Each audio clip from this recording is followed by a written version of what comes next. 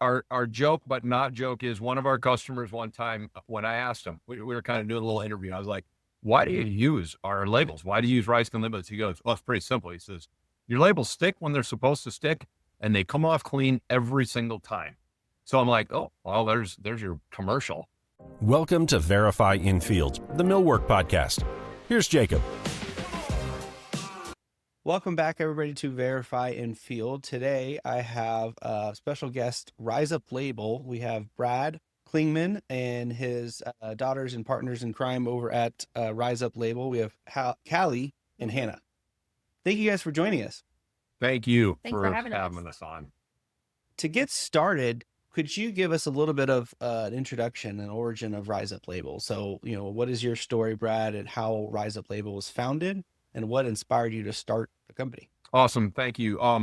So back in the 90s, I got into what I would call the paper industry, where there was lots of forms back then, and everything had a form. Today, everything's digital, obviously. So a lot of those forms are gone, but labels was a part of the product categories that I was selling to, and it just happened to be to cabinet shops.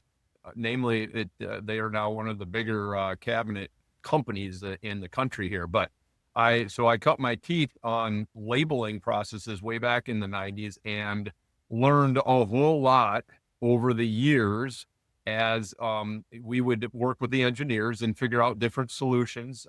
In the bigger companies, they got process engineers and things, so they're always trying to be better and more efficient. So I ended up labeling wise, learning a lot about efficiencies and how to master labels to be efficient and bring benefits instead of not benefits to the companies. So as time went on, the engineers at that particular company would go to different plants throughout the country. They'd get hired to different places, and they'd bring me with because that's what we did well.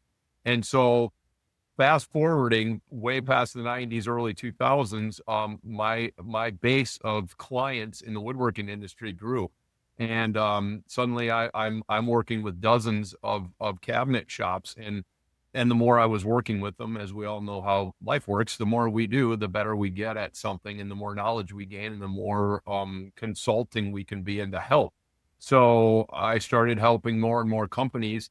And about 5 years ago, I decided that this was I really enjoyed it. I wasn't just selling a product, I was supplying a solution to an industry that had a need.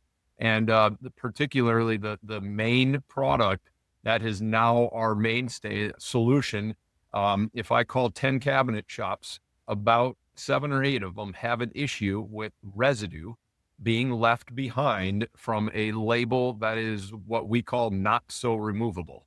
And so our solution, the Rise Clean label, which takes all the way back to the 90s, I went through and tested many, many products for these labels to come off of the different types of wood products and substrates that the cabinet and millwork world work with. We dialed that in a long time ago, and that solution to this day is now what we're offering. And again, those 7 or 8 companies that have the residue problem, all of a sudden, the value of what we have to their company becomes great, because the labor and all the different things that you have to do to clean off a label off of a piece of wood that you shouldn't have to be doing before you assemble, or even after you assemble the cabinet or part or whatever you're making, goes away. It's an instant value that you can't even really put a price tag on in a way. So we love what we're doing because we have something to offer that's not just another sold product, so to speak, in this wonderful industry where we have met so many family businesses, which we really enjoy. And because we really relate to them, because that's what's going on here at Rise Up. Awesome. So you originally started in paper products, and through that got introduced to labels in the woodworking industry. And it sounds like prior to Rise Up Label back in the 90s, you were working at a paper products company where you got introduced to the need really for wood products of having this problem, which is we need a label, which labeling is, across all of manufacturing, but what's unique for woodworkers is they're needing to label parts that are wood veneer, wood products that need to go through finishing. And that label ultimately needs to come off needs to stay there while you need it, but you need to be able to take it off and not leave the residue behind, which I know so many companies that still to this day will just on their wood parts that need to go through finishing, they'll try to find creative solutions. Don't put a label on it at all. They'll use marker in the hinge cups or on the edge or things like that, right? Can you talk a little bit about, though, because you didn't start in the woodworking industry in labels specifically for it, but you found a solution, found a niche through your previous career. I don't know if obviously you're not sharing necessarily the company name, but the broader product you were working at before was just paper products, and this was a niche within that, right? How did it come about that you really happened upon these? They were just clients of that company that needed this solution, and you did some research and development to make this ultimately adhesive. Is that correct? Yeah, kind of. The particular cabinet companies that I was working with, they knew we were doing paper products in which, we supplied everything back then, office supplies, which labels are a part of. So they would come to me and say, well, hey, can you help us in not just in our office supplies and our address labels that go on the envelopes and things like that. So we got into that and we said yes. And then I learned as I got back into the plant, I learned how that all worked. And little by little, we just started coming up with better solutions to the problems that they were having. And so, yeah, that's how it kind of morphed into being, that's all we're doing, because yeah, I could supply office supplies to the world still, but Right. this is a lot more fun. So you were a part of creating this solution, which now you've leveraged for this specific niche, right? Which, and we're going to get to talking about your products more and more, but I think it's important. It's interesting to people to hear a little bit about the origin story.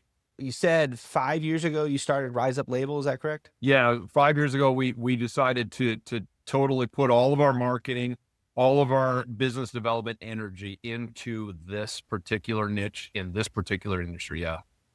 Okay. And obviously it's because you saw, hey, there is a dire need here and a large enough need, and you guys had the solution for it, right? Correct. Because, probably some people listening, there are other products on the market that, call themselves ultra removable or removable, or just about any label company offers something that they market that way, right? They say, hey, this is more removable than our normal label, right? Can you talk about a little bit about the differences that makes what your Rise Clean technology that is unique from the other options on the market? Yeah. So, I would never, ever go out into any market and say we are the only ones. However, one thing that we have discovered is all the different things that one would ask in this industry a label to do. And this is just the truth of our research. And I mean, right behind me, we have a table full of pieces of wood and doors and drawer fronts and all this kind of stuff that we test. And we have put our label up against literally every other label that we've ever been told they're getting ultra removable labels from. And of all the different things that the wood industry would expect the label to do, our joke, but not joke, is one of our customers one time, when I asked him, we were kind of doing a little interview. I was like, why do you use our labels? Why do you use Rise Clean labels? He goes, well, it's pretty simple. He says, your labels stick when they're supposed to stick, and they come off clean every single time. So I'm like, oh, well, there's your commercial. And that is literally what this particular formula of what the label industry would call ultra removable labels. They literally work. I hate using the word, but they work perfectly. They stay on. There's enough tack on this label to stay on through all of the processes, unless one doesn't get all the corners done. You always have to, placement is really important. So all the different things that I've learned being in all the shops and seeing people actually apply, remove, reapply labels, I've learned all this stuff in this industry. So I'm always teaching and consulting with the customers. Okay, that is not a label issue. That is an operator issue. This guy needs to get these labels down, because any label or piece of tape, or anytime you're using a glue or a residue type of material, has to be down first. So all these things that I've learned, along with the formula for this particular adhesive, ours is like, I say this, imagine a sticky note, which we all know 3M sticky note, that's the best quality sticky note in the world. And if you took that sticky and put it all over the whole entire 3x3 area, and laid that down, say on a countertop or something smooth, you can imagine in your head that would be hard to get up. You'd have to peel at one edge or two edges to get that up. But once you get it up, you're going to take that off completely clean, yet it adhered as it needed to. Our label adheres through the label processes if applied correctly, and gets all the way through to the point. Our label, I have taken labels off of glass, plastic, wood, MDF, HDF 3 years later, and there's not an ounce of anything left behind. It's like you just put the label on. So ultimately, it's an incredible product that we found, and that's why I really wanted to bring that to the industry. Awesome. And I saw, some of your samples and your demos at the conference we were at together. And I learned a little bit something as you were giving your demo, that a lot of the problems we have with most typical labels is on wood products, they start to really fuse basically with the wood to some extent, right? Yes. And so everybody knows that experience of, I needed to take a label off and it tears and you leave some behind, and then you're in that endless, but even if you get the whole label off, there's adhesive and things like that. Can you talk a little bit about the science behind how does that work? What is that, because it's a paper product that's somewhat fusing with a wood material, right? Yes, sir. So that is literally all about adhesive, a standard removable adhesive, which if these guys go online, if plants go online to find labels, most of the stuff they're going to find is what we call a standard removable. If you go on Amazon or the big name online companies, that's what's there. So they're going to bring that back. That is actually what I call an activating adhesive. That is actually going to interact with the wood. And the more porous the material, if you put a regular removable label on a countertop, for instance, it's going to take several days before you're going to get quote unquote residue, or it's going to be locked onto that countertop and you're going to peel it up and it's going to rip. So there's two different kinds of residue. The actual adhesive, that's kind of like when you peel it up and you got that black left behind, you got to use your Goo Gone. But then there's also the residue that's actually the label, because the adhesive adhered to whatever it was. And that's what standard removable does. After time, it just gets more and more and more settled, and it wants to grab on. It does not want to let go after time. And then your label, your paper, will rip and it will literally separate. So that's another form of residue. But either way, both things require all of this labor in the plant to clean it up. And we have been told, this is amazing. I wish I'd have done this years ago, but just recently I started asking plants, can you give me an idea of what kind of a problem we're talking about here? And I had a few of them respond, and here's what I got. It took anywhere from 2 to up to 5 to 6 minutes to deal with the residue. And then we started throwing the numbers around of $25 per hour, which is 42 cents per minute. And the turpentine, the amount of turpentine that was used, the rags, the heat guns. And all of a sudden we got to the point where we got some numbers together. It was anywhere from a low end of $2 to up to $7. It would cost a plant for one bad label. And I said, okay, guys, does this just happen once a day, twice a day? The guys that I talked to, the lowest number was 75% of their labels did this. And the other guys said it was 100. It was every single one. So you multiply this out, all of a sudden the value of this label is, like I said, you can't put a price tag on it. Right. Because I'm sure, a lot of people are price shopping your product against other options. And that's a lot of time, I would imagine, how people end up with these problem labels, right? Is there, it's cheaper. Yeah. Right. Yeah. Which is a valid reason. Absolutely. But are you really saving money? Are you saving time, labor, all these things? Yeah. You talk a lot about the adhesive, and that seems to be the key ingredient here. But is there anything as far as the label itself, the paper part of the product that matters in the equation? Yeah, it's funny. We have one of our social media hits, and we just kind of chuckle. But he has got, how do I say it? His posts, and he has a lot of followers. He keeps posting our labels, and he goes in and he's like, these labels are absolutely incredible. Everybody needs them, and everybody responds. We get multiple calls and website hits after he posts. But he goes in and he starts tearing them off as fast as he can. He goes, and all of a sudden he's ripping all of our labels. We're going, don't go so fast. But he's showing how efficient the process is. And I actually called him up. I actually just got on the phone this morning and I actually got one of his coworkers together. And I said, hey, I said, I'm really glad. I said, how are the labels? He goes, these are the best things since sliced bread, blah, blah, blah. He saved us so much time. He goes on and on about the labels. I said, I got one challenge. I said, I watch him pulling these things off and he's just ripping them like crazy. He goes, yeah, that's not what we do. He said, no, we tear them off and we almost never have them rip because we're taking our time because we don't want to like grab 3 pieces of labels at once. So long story short, the reason I'm saying that is because it is a paper product that the label face is made out of. If we made that a vinyl or a poly label, it would be a really great product. It would never rip, but we have not found anybody to actually tear the labels like that. But we did have to pull that out of our marketing that they will never tear because here we're watching this guy, he's working them off as fast as he can.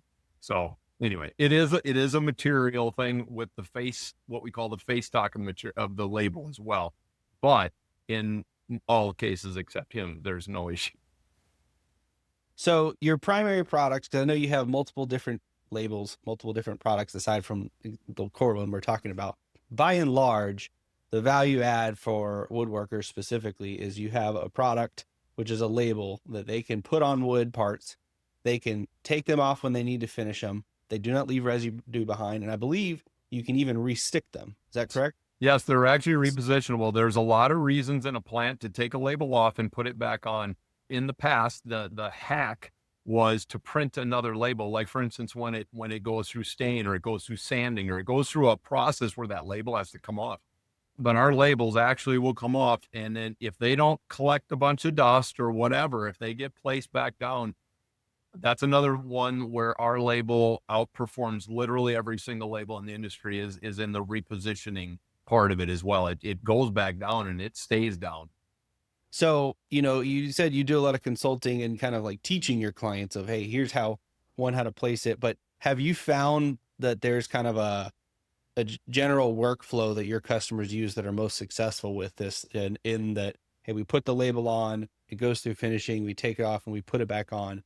Like what is kind of the common workflow that you find your customers using your labels that's different than, what they were doing before and reprinting a label or just struggling? Well, so number one, all the different things that these guys have done over the years to cover up the problem, so to speak, they put them on the back or they use a smaller label so they don't have so much to deal with. All of this stuff goes away. And when they're like, well, how big a label should I use? I'm like, use as big a label as you want, because the bottom line is this label's coming off. So you can, if you want a bigger label and you want more information on there, now because the adhesive is not an issue anymore and they don't have all this scraping and cleaning and turpentine and stuff, they can now basically go back to do what they wanted to do with the label. And so we've found that a lot of these hacks just go away because the label works the way it's supposed to work, if that makes sense. Yeah. Yeah. So it basically allows them, they used to have to create workarounds or compromise really what they needed from the label to kind of work around the limitations of the products before. And exactly. Now they don't have those limitations. Yep. You literally can put this label on the face of a finished product and never have to worry about it. Awesome. So you have some other products. I saw one in particular that I think was like a layered clear label. Can you talk about some of the other products you guys have brought out as well? Yes, sir. So first of all, we are a custom label manufacturing plant. It may look like if you go to our website, we only make one product in multiple sizes. We're only doing that because that's where all the demand is right now. And we are producing more and more volume of labels. And the goal as we continue, I mean, we're adding 10 to 15, sometimes 20 new partners a week with all of the social media and the trade shows and stuff that the girls are helping me with. These guys don't get enough credit on these podcasts because They're doing amazing things with getting the word out there. So we can custom produce a label any which way that a client would need. So in other words, let's say we see this a lot, like, can you put color on a label? Oh, sure. What are you using the color for? Well, all our Monday production is red, all our Tuesday production green, our Wednesday, and in different ways that these plants are using all the different kinds of things that we could do to a label between sizes, putting extra perforations in, putting color on them, putting multiple colors on them to help them be more efficient. Literally, we could put color on a label that could add, say, just 1 cent per label, but you got 20 people looking at this label, and because of the color, they can see it from 50 feet away instead of walking right up to it and having to read the whole label to see which day that was produced.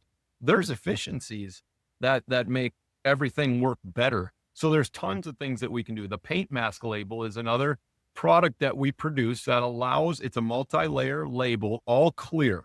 You print on the back side of it, and without getting too detailed, basically you put the printed label on, say, on the edge of a frame or the edge of a door or on the front of it or wherever it can be permanently stayed, because this is a permanent label. And then you get it through stain and paint, and it comes out the other side, and you'll see the little lip where there's a top clear layer, and you literally just tear that up, and now you've re-exposed all of your information below. You don't need to print another label. You know exactly where that part goes and which cabinet it goes and where it's going on the truck. So that's a huge benefit. And we also stock those labels as well. But again, we will custom produce a label for whatever, and that's where our consulting comes in. Again, I'm not tearing apart any of our competition or anything, but the online companies don't understand the world that we're in all together. And that's my goal, is to learn more and more and more from all of you, from everyone, so that we can be better and smarter, stronger and faster to supply those efficiencies, solutions to this woodworking world. I think that's interesting because, I mean, ultimately that's really how you got into this business at its core. Was you started by helping your customers, it sounds like in the 90s, by solving their problem with, hey, we don't have the solution yet, but your customers were saying, hey, can you help us with this? Actually, yeah, let me help you find a solution. Let's create a solution together. And that's still today at the core of what you're doing. Like you mentioned that, yes, you have a lot of demand of people buying your product that you already have, but ultimately you're consulting and your customers calling and saying, can you help us solve this problem? Maybe we don't have a solution today, but we can help you figure out a solution. Maybe it's something we already offer, or it's something we'll create together. I think that's obviously to me, the big value add that you guys have that is not, like you said, some of those online businesses that this isn't their core business, or they're not understanding just what their customers are doing with their products necessarily. I'll add another great example that's really clear, and I'm sure some of your viewers will really relate to this. Probably if I call, again, back to the 10 shops that I would call, over half of them, probably 7 or 8 of them, are using thermal transfer printing on their printers. What that is that's a printing process. Both of the thermal printing processes are thermal transfer, which uses a ribbon.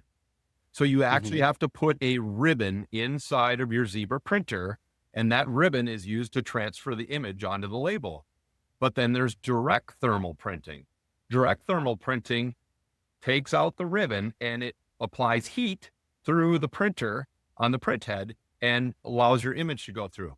Well, there is big efficiencies of getting rid of the thermal transfer ribbon and not having to deal with inventory, buying them, dealing with them, one more problem that goes wrong.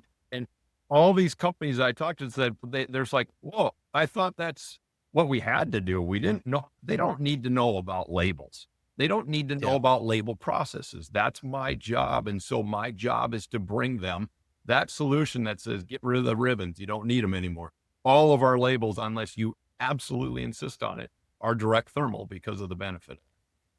Yeah, I've gone through that process myself, and it is such a life changer to go from those big, huge. If you have a big printer that looks like the size of your computer tower, and you have to open it up, and you've got that big black ribbon in there, and you hate it every time you have to deal with it. Your saw operator maybe is out there having with his dirty hands trying to troubleshoot that. Yes, it versus like a small like receipt printer you can get down to even. It is so much simpler and makes life so much easier. Yes, sir. Kalli and Hannah have been, I'm interested in getting more into their roles and how they've changed your business. I myself, I have two younger daughters that are 10 and 8 right now. Oh, And I always am trying to think like in the future, what it would be like to have them. So I'm curious to hear your experience of as you've evolved, because you've done business in what we're doing. You mentioned in the 90s, and I'm sure as not only having a family business that you're running yourself, having your daughters get into the business, but also with, the change of the internet and the advent of the way we share information and do business now on more of a virtual international basis.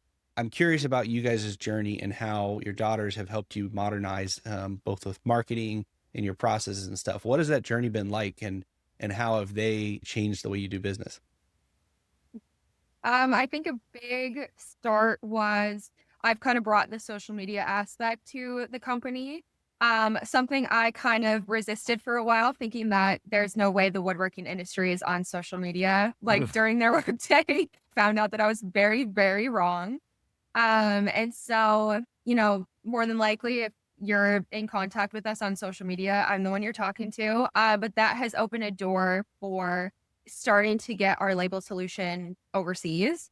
And that's something we're working on right now. But we've gone from, only being able to work locally and in the United States to starting to broaden that and being able to, we have companies from all over the world that are messaging us, asking us, like checking in with us back and forth about whether we can get our labels over to their country, which is amazing, being able to be connected with people that aren't just in the United States.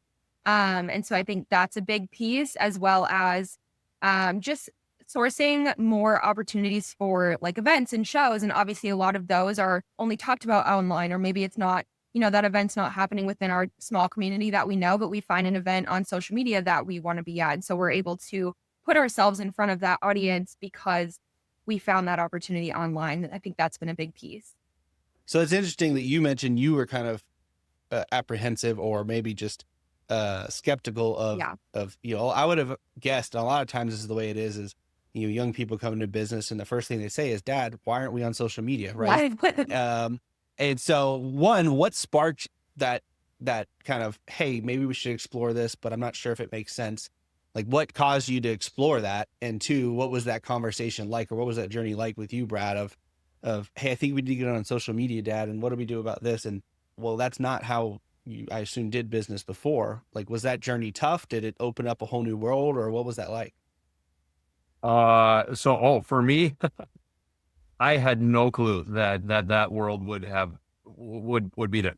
I'm 57 years old, and my history of sales and growing business and what have you has been literally knocking on doors and building relationships with companies. That's how business used to be done.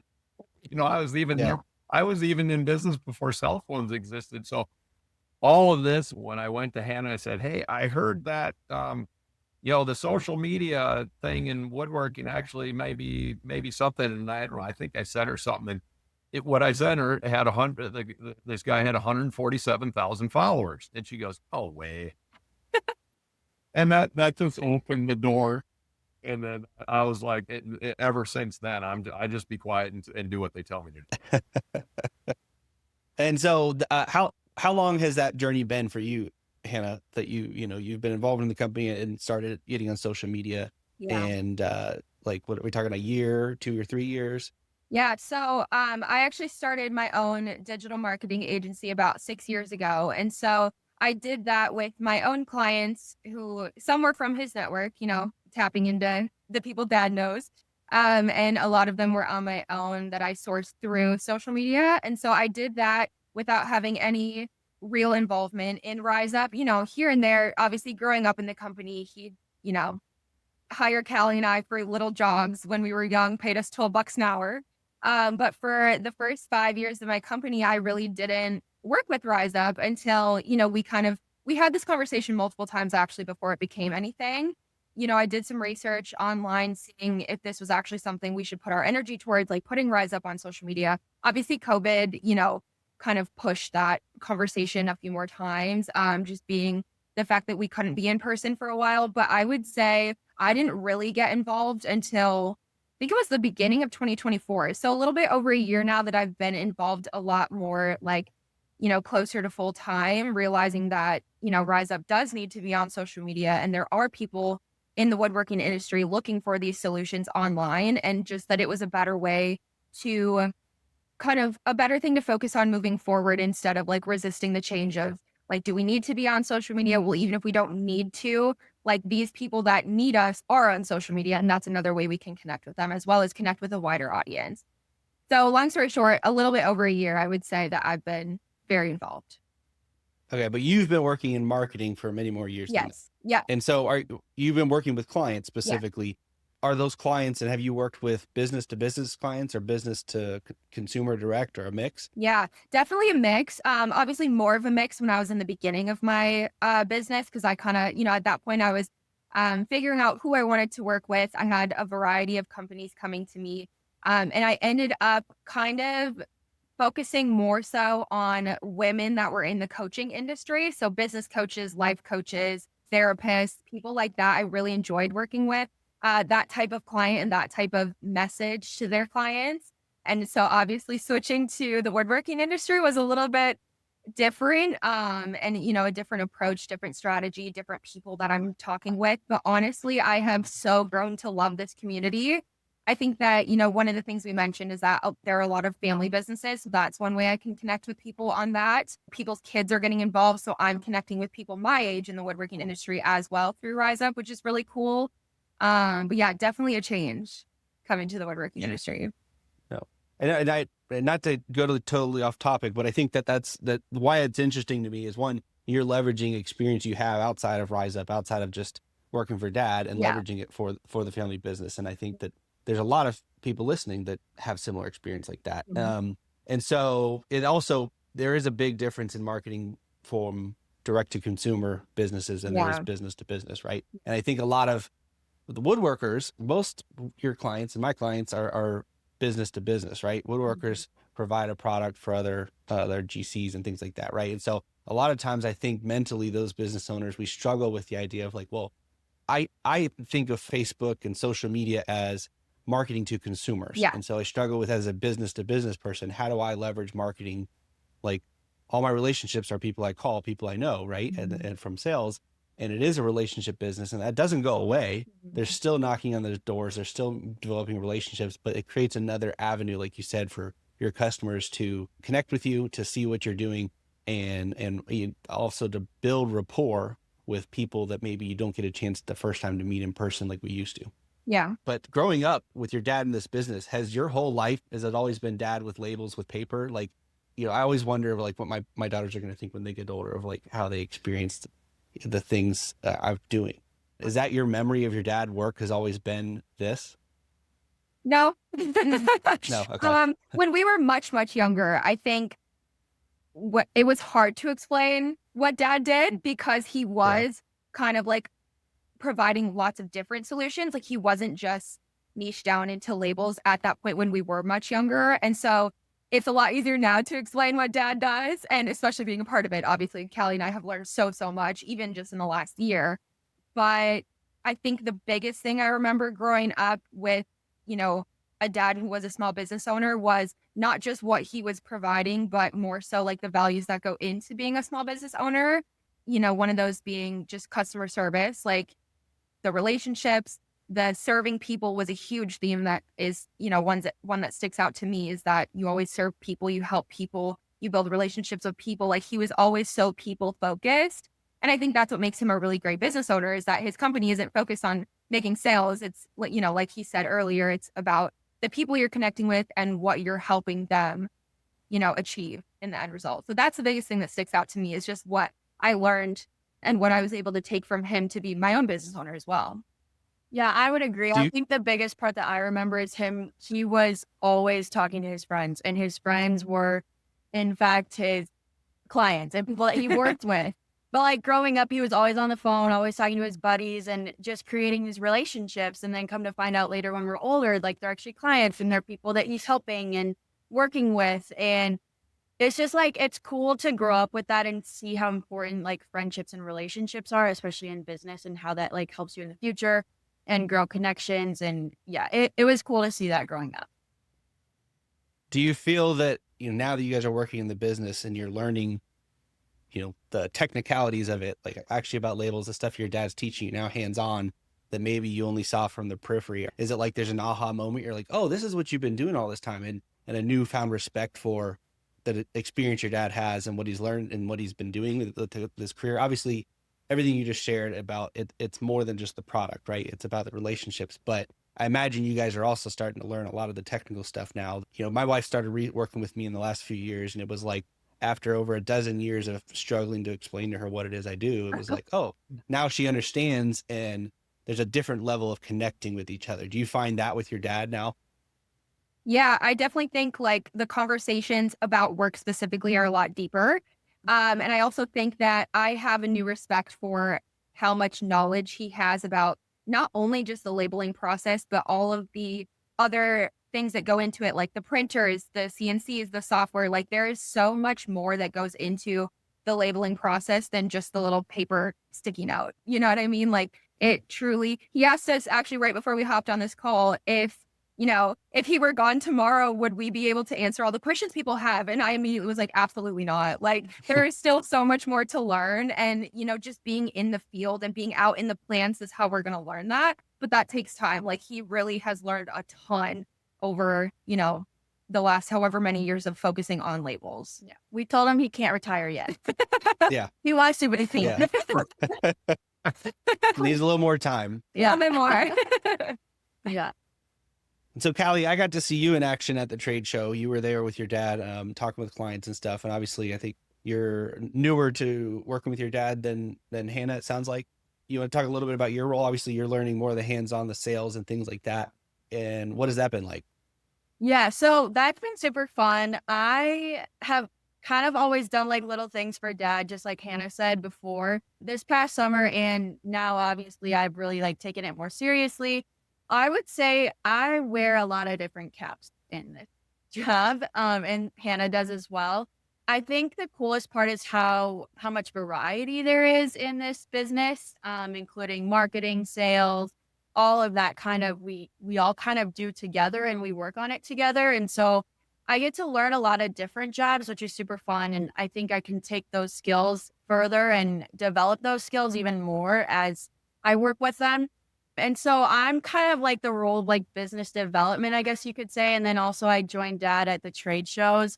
Hannah does more of the social media, but I really enjoy in-person activities and events and stuff. And I really enjoy just talking to people, and I like the in-person better. So him and I like to do the shows together and get out there. And yeah, that's been awesome. Another thing is just like the marketing. I have learned a ton since that. And like I said before, we all work together and do that together. So that's been super fun to learn. Awesome. Yeah. No, I appreciate you guys sharing so much about the dynamic, because I know it's not the core of what you're selling as your product, but it is the core of who you guys are as business owners and as a family business. And I know that so many of our listeners that are in a similar situation relate to that. Talking a little bit about the future now, we talked about how you guys got to where you're at. We talked about who you are today. What does the future of Rise Up Label in the woodworking industry look like? Obviously, there's so many people, you said, reaching out to you from all over the world, trying to get their hands on this product as they've seen. And I've seen raving fans on Facebook and different places talking about how great your solution is and recommending it to other people's. But are there new products you guys are working on the horizon, or what do you see in the future for you guys? So I would say, just being involved in it every day and, fielding all of the calls and all the things that happen on social media, all the outreaches on our website, all the emails that we get daily. If we stay in the game, all of this is going to happen. I haven't purposed, throughout all these years, and especially in the last 5, it wasn't like I went out and said I'm going to do this, this, this, and this. it's something that happens. It's something that I personally believe that, again, I give the credit to God. God is ordering our steps in this business. We can make our plans, but he orders our steps. And so we're just, we're getting up each day and we're taking on the things that we're taking on. And if we find a new need or something comes along or someone comes along and says, hey, how about this? It's a lot of it's just being open and it's being involved in all these different things. I never dreamed that we would be doing trade shows, that we would be involved in all these associations. I never dreamed that we would be on all these social media, online forums. And I mean, we're getting on TikTok now, all these different crazy things that dad knows nothing about. And these guys are ushering into the business. It's just, it's half the battle is just being there. And I also always, if anybody asks me what the most important thing that I believe about business is first of all, business, making money, selling product that's the back seat. The front seat is being true to who you are, doing business with the kind of values that are important to you. And to me, integrity, treating people as you would expect to be treated, loving other people that are sometimes not lovable, right? Doing things and being more outward focused. I just believe the more that you can do that, the more things, then the stuff flows your way, right? Things are going to come your way. They're going to say, well, we have a problem. We have a potential issue. My goal and my hopes is that they will remember that Rise Up, our company, our family business, whatever you want to call it, was there the last time. And we performed a good service. We provided a good product and we did business with integrity. We're the kind of people that people want to do business with. Because as we all know, that's not true of every company. And that's not true of all people out there. So that's going forward. I could predict all I wanted, what's going to happen and how this industry is going to change and whatever. Honestly, that would be a little bit of a waste of my positive energy and who we are. Let's deal with what we got and the industries as they change, as the technology changes, we roll with it and we keep doing what we need to do to be that company and to be that solution and to be that company of integrity to everyone and anyone, no matter how big or small. I've been told, well, you're taking too many small clients. You shouldn't do the one. I'm like, no, that's not true. Everyone is as important as the next customer. So I think that's the most important thing personally. Yeah. Awesome. And I think too, just to add on to that, like we can sit here and talk about our 5-year plan, our 10-year plan, or what the next 30 years of this company looks like. But really what our focus is, I feel like even in the next year, just 1 year, is bettering our company for the betterment of our clients. That looks like we're working on a new online store right now so that it runs more efficiently and is easier for our clients to order from us instead of whatever that looks like for processes that used to be in place. Like we're improving our back end systems. We are figuring out where each of us, works best to be the best support for our clients. Like I think the next 12 months of our work behind the scenes is bettering us for our clients. And so that's kind of our focus right now. We'll deal with the 5 and 10-year plan after this one.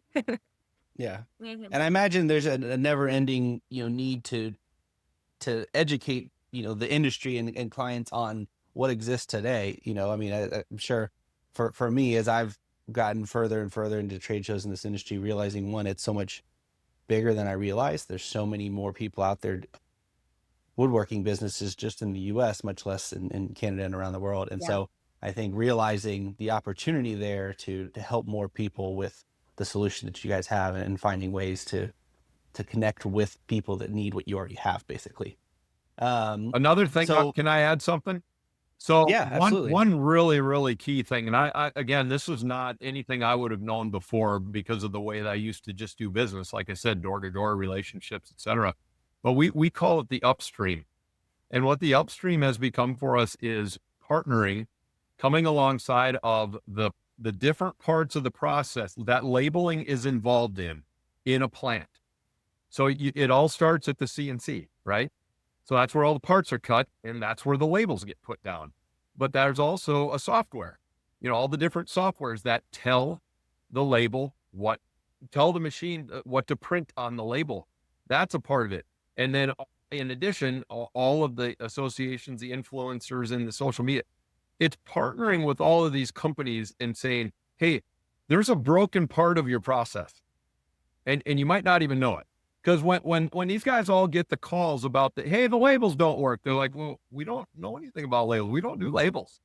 Okay. So our goal is to stop that gap, that issue, that when that brand new, you know how much these CNC machines cost, shows up at the door, and all of a sudden, day one, they're having to scrape off residue. Well, they're like, that's not a good thing. That's not a positive thing. So we want to educate all the upstream companies enough, not that they have to supply labels or sell labels, but give them enough information to say, hey, there is a solution out there, and here's where you need to go to get it. Obviously, that's a benefit to us, but that's our goal, is to get that word out there and partner with these people, especially when you ask about the future. That's an important part of the future, because so we can stop that issue right at the beginning. So now what we're getting multiple calls a week saying, hey, I got a machine coming in. It's going to be here in 2 weeks. I heard that you can have a label that's going to work on day one. We're like, yep. And they go online and they place an order for labels, and they don't have that gap issue day one. Awesome. Well, thank you so much for coming on and sharing about you guys' story, sharing about Rise Up Label. For people who are listening and want to find out more about your product or about you guys, what's the best way for them to do so? Go on in. riseuplabel.com, as well as we're on Instagram, Facebook, and LinkedIn. So any of those social platforms as well. And maybe in the next couple of weeks, TikTok. But riseuplabel.com. Awesome. And from the old guy, we still have a phone number and email. Yeah. And you can find it on our new website. That's right. Well, we will link those in the show notes. So if you're listening, you should be able to go right down and get to those things really quickly and go see these great products that they have. So I look forward to seeing you guys in the future at some of the conferences and trade shows. I'm excited for our listeners to be able to hear this episode here, not only about the products you guys have, which I think are going to help so many, but you guys' story. It was really great, and I appreciate you guys coming on and sharing with us. Thank you so much. Thank you. Thank you. Thank you for listening to today's episode. Do you want to stay up to date about industry insights, new content, and our community of millworkers? Go to ductworksmw.com to sign up for our newsletter. I'll see you in the next episode of Verify Infield.